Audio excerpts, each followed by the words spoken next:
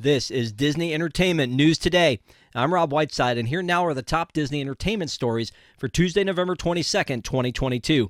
And if you haven't heard already, Bob Chapek has been fired as the CEO of the Walt Disney Company, and former Disney CEO Bob Iger is returning to Disney in that role. The news was shared in an email to cast members directly from Bob Iger late Sunday evening. The letter reads, quote, "Dear fellow employees and cast members, it is with an incredible sense of gratitude and humility, and I must admit a bit of amazement, that I write you this evening with the news that I am returning to the Walt Disney Company as the Chief Executive Officer.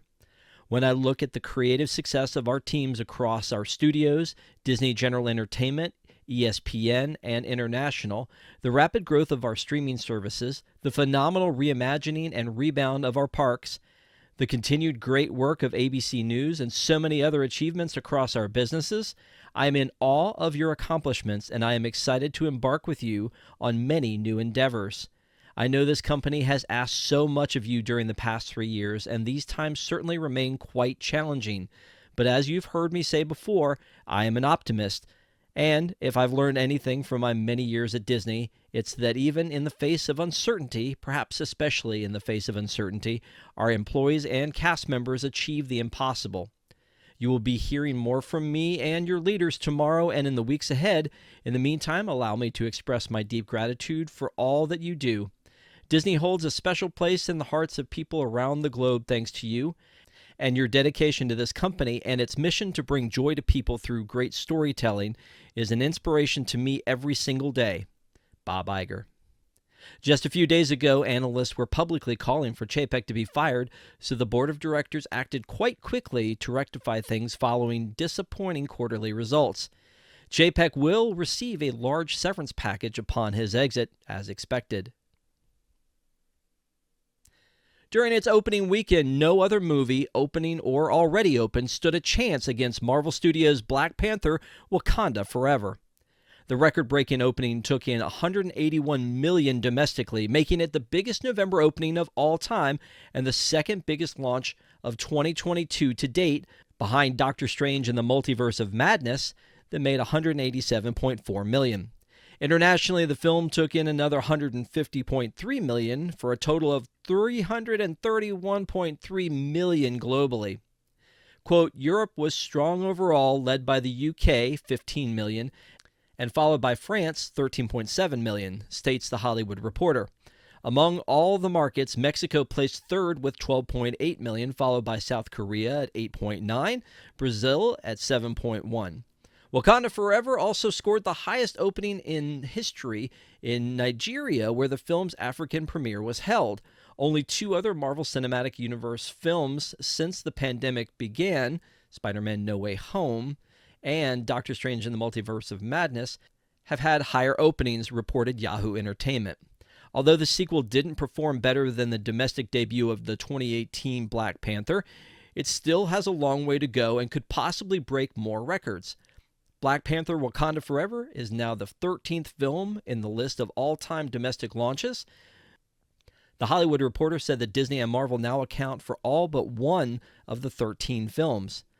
The release and box office success comes as a welcome relief to theater owners as they continue to struggle as a result of the pandemic. Quote, "It's an outstanding result. The first film represented such a major cultural milestone that its performance would have been challenging to follow even under normal circumstances," said box office analyst Sean Robbins.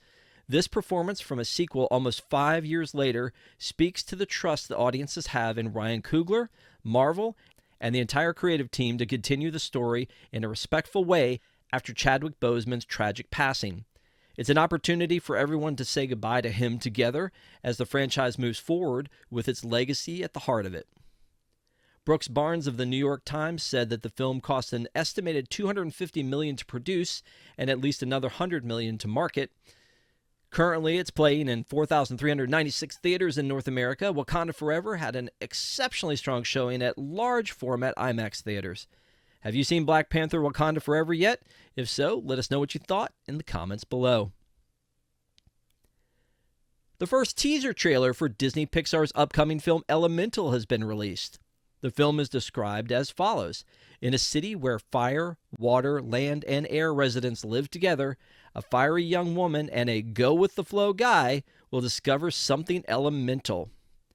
How much they have in common. Watch the teaser trailer right now on our website, wdwnt.com. Empire has released exclusive images and details about Indiana Jones 5, the final film in the franchise, according to star Harrison Ford.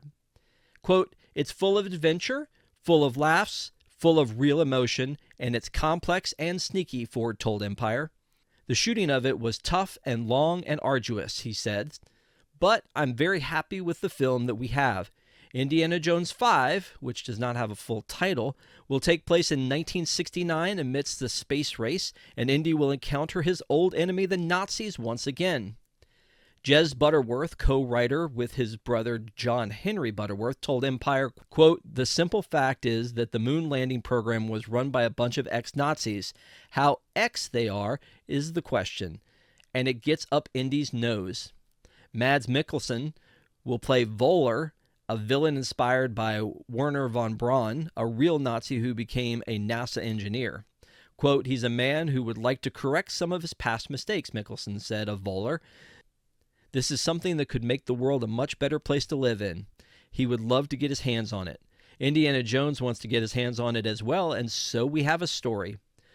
Boyd Holbrook plays Kleber, Voller's minion. Holbrook said that the character is a, quote, "lapdog to Mads and a crazy one at that."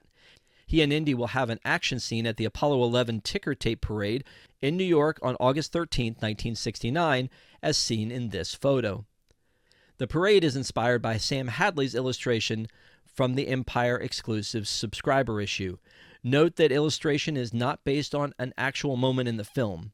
Director James Mangold told Empire about the challenge of making the last Indiana Jones film and steering the script to focus more on Indy's age. Quote, "It became really important to me to figure out how to make this movie about a hero at sunset," he said. "The issues I brought up about Indy's age were not things that I thought were being addressed in the material being developed at the time. There were old jokes, but the material itself wasn't about it. To me, whatever your greatest liability, you should fly straight towards that. If you try to pretend it's not there, you end up getting slings and arrows the whole way." The Indiana Jones 5 Empire issue will be available on November 24th. Indiana Jones 5 hits theaters on June 30th, 2023. Doctor Who has announced Millie Gibson will be the companion to Ncuti Gatwa's Doctor beginning in 2023. The famous British sci-fi show will begin streaming on Disney Plus in 2023. The next season will begin in November of 2023 with a series of 60th anniversary specials starring David Tennant as the recently regenerated 14th Doctor and leading to Gatwa's introduction as the 15th Doctor. Gibson will make her debut during the festive season of 2023, so likely in holiday episodes following the 60th anniversary specials. Companion is the title given to the main characters, usually the audience surrogates, who travel with the alien doctor. 18-year-old Gibson is best known for her role as Kelly Nealon in Coronation Street. She has also appeared in Butterfly and Love, Lies, and Records. Earlier this year, she received the Best Young Performer award at the British Soap Awards. Gibson said about her role as the new companion, Ruby Sunday, quote, "Whilst still being in total disbelief, I am beyond honored to be cast as the Doctor's companion. It is a gift of a role and a dream come true, and I will do everything to try and fill the boots of the fellow companions who have traveled before me." And what better way to do that than being by the fabulous Ncuti Gatwa's side? "I just can't wait to get started." Gatwa said, quote, "Millie just is the companion. She is full of talent, strength, and she has a cheeky sparkle in her eye and is sharp as a razor. From the moment she walked into the room, she captured all of our attention with her effervescence and then solidified that attention with her sheer torque of her talent. This adventure is going to be so wild and so fun. I cannot wait to see the universe with Millie." Showrunner Russell T. Davies said, quote, "It's the great honor of my job to find the next generation of talent, and Millie shines like a star already. She's brilliant, dynamic, clever, and a wonderful actor. As a Coronation Street fan, I've seen Millie survive chases, guns, and sieges, and that's nothing compared to what lies ahead for Ruby Sunday. D23 members will soon be able to access a new merchandise collection by Mickey's of Glendale, the Walt Disney Imagineering campus store, celebrating the 30th anniversary of the Muppet Christmas Carol, as well as attend a screening of the film at Walt Disney World. The screening will be at the AMC Disney Springs 24 on December 4th, 2022, and open to both D23 Gold members and General members. For Gold members, it will be $24.99 plus a $7 processing fee per person, and for General members, it will be $34.99 plus that $7 processing fee per person. Members may purchase tickets for themselves and up to 3 guests. D23 members will be required to enter their membership login details when purchasing their tickets. D23 members who do not bring their membership card and tickets may not be admitted to the event. A membership card may be a physical card or a digital membership card found in the D23 app. Before the film begins, the D23 team will offer an exclusive behind-the-scenes presentation about the Muppets Christmas Carol. Guests will also be able to show off their ugly holiday sweaters during the Ugly Sweater Showcase. The event also includes event-exclusive The Muppet Christmas Carol coloring book, one D23 30th Anniversary The Muppet Christmas Carol holiday ornament, one sweet holiday treat from Gideon's Bakehouse, one medium-sized fountain beverage at AMC Disney Springs. Check-in begins at 10 a.m. at AMC Disney Springs. The behind-the-scenes presentation and Ugly Sweater Showcase starts at 10:30 a.m., and the screening of The Muppets Christmas Carol starts at 10:50 a.m. Tickets are available now online. Meanwhile, the Muppet Christmas Carol 30th Anniversary Merchandise Collection by Mickey's of Glendale was launched online this morning. D23 Gold members must be signed in for access. The sweater features full knit details in shades of red and white, showcasing silhouettes of Gonzo and Rizzo, and features jelly bean details. Text on the front reads, "The Muppet Christmas Carol," and the back features the iconic quote, "Light the lamp, not the rat." Bean Bunny graces the chest of the Spirit jersey. On the back is puffy and glittery ink and shoulder-to-shoulder print of the film's logo. The base of the Spirit jersey is a cozy pattern featuring silhouettes of Gonzo and Rizzo. Then, inspired by Victorian broadside posters, is the 30th Anniversary t-shirt that features ornate detail and 30 of Rizzo's jelly beans. Includes artwork of Gonzo, Rizzo the Rat, Miss Piggy, Fozzie Bear, Kermit the Frog, and Robin, as well as the accompanying text. A soft hand vintage screen print style lends a comfy broken-in feel to this tee. And then a hunter green cap features embroidery artwork of the Muppets Christmas Carol title logo, and the back features a 30th anniversary icon of Bean Bunny surrounded by a wreath. A mug inspired by Christmas sweaters features the opening lines of the movie and silhouettes of Gonzo and Rizzo. A set of 6 postcards features 3 pieces of production design artwork and 3 costume sketches from the Muppets Christmas Carol. The back of each postcard includes room to write a greeting, address, and stamp. The detailed 5x7 prints could also be framed as artwork. Cast members from the Festival of the Lion King at Disney's Animal Kingdom thanked Elton John for his contributions to the music of The Lion King in a new video shared by the Disney parks ahead of the broadcast of Elton John Live Farewell from Dodger Stadium that aired Sunday night. Elton John composed the songs of the 1994 Lion King with lyrics by Tim Rice. Hans Zimmer composed the score. John and Rice also wrote That's All I Need for Lion King 1.5, and John reworked his songs for use in The Lion King 2019. Elton John Live, Farewell from Dodger Stadium, was carried live on Disney Plus Sunday night, and the replay is still available now. This was the legendary musician's final show in North America as part of the Farewell Yellow Brick Road tour. Disney is also developing a feature-length documentary about Elton John and his farewell tour called Goodbye Yellow Brick Road, the final Elton John performances and the years that made his legend. It just rolls off the tongue, doesn't it?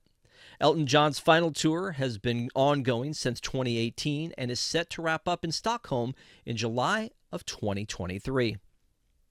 For the absolute latest in Disney entertainment news, head on over to WDWNT.com and follow us on all of your favorite social media platforms. If you're enjoying this show, and as always we hope you are, please be sure to subscribe to WDWNT TV on YouTube for more great content and click the bell for notifications. Also hit select all notifications so you never miss an episode of the show. And if you enjoy Disney movies and TV shows, don't forget to join us for our weekly review show, Deep in the Plus. We do that show live every Wednesday night at 9 p.m. Eastern, and you can find previous episodes available on demand right here on WDWNT TV. For the worldwide leader in Disney parks news and entertainment, this is Rob Whiteside saying, don't have a good day, have a great day, and a great holiday. We'll see you next time.